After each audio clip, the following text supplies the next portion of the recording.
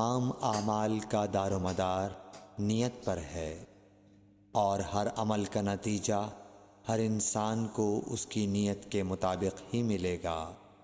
پس جس کی ہجرت دولت دنیا حاصل کرنے کے لیے ہو یا کسی عورت سے شادی کی غرض سے ہو، پس اس کی ہجرت انہی چیزوں کے لیے ہوگی جن کے حاصل کرنے کی نیت سے اس نے ہجرت کی۔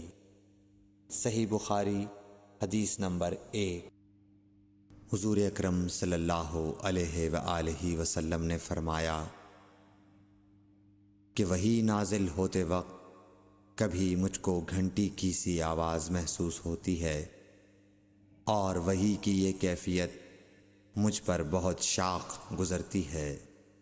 جب یہ کیفیت ختم ہوتی ہے تو میرے دل و دماغ پر اس فرشتے کے ذریعے نازل شدہ وحی محفوظ ہو جاتی ہے، اور کسی وقت ایسا ہوتا ہے کہ فرشتہ بشکل انسان میرے پاس آتا ہے اور مجھ سے کلام کرتا ہے، پس میں اس کا کہا ہوا یاد رکھ لیتا ہوں۔ صحیح بخاری حدیث نمبر 2۔ حضرت صلی اللہ علیہ وآلہ وسلم پر وحی کا ابتدائی دور اچھے سچے پاکیزہ خوابوں سے شروع ہوا۔ آپ خواب میں جو کچھ دیکھتے وہ صبح کی روشنی کی طرح صحیح اور سچا ثابت ہوتا۔ پھر من جانب قدرت آپ تنہائی پسند ہو گئے، اور آپ نے غار حرا میں خلوت نشینی اختیار فرمائی، اور کئی دن اور رات وہاں مسلسل عبادت اور یاد الہی و ذکر میں مشغول رہنے لگے۔ جب تک گھر آنے کو دل نہ چاہتا توشہ ہمراہ لیے ہوئے وہاں رہتے۔ توشہ ختم ہونے پر ہی اہلیہ محترمہ حضرت خدیجہ رضی اللہ تعالی عنہا کے پاس تشریف لاتے، اور کچھ توشہ ہمراہ لے کر پھر وہاں جا کر خلوت گزین ہو جاتے۔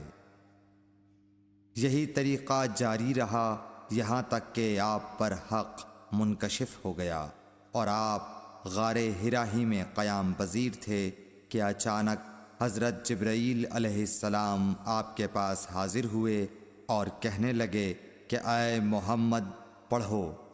آپ فرماتے ہیں کہ میں نے کہا کہ میں پڑھنا نہیں جانتا۔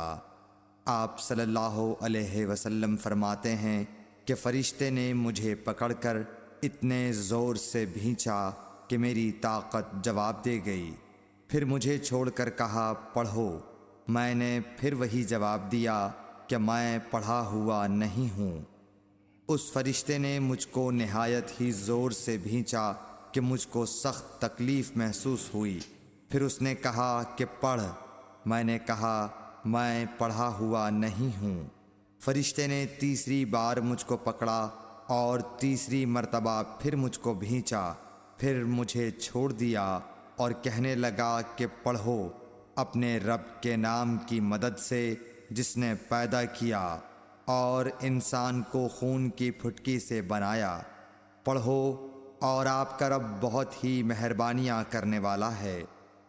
پس یہی آیتیں آپ حضرت جبرائیل علیہ السلام سے سن کر اس حال میں غار حرا سے واپس ہوئے کہ آپ کا دل اس انوکھے واقعے سے کانپ رہا تھا۔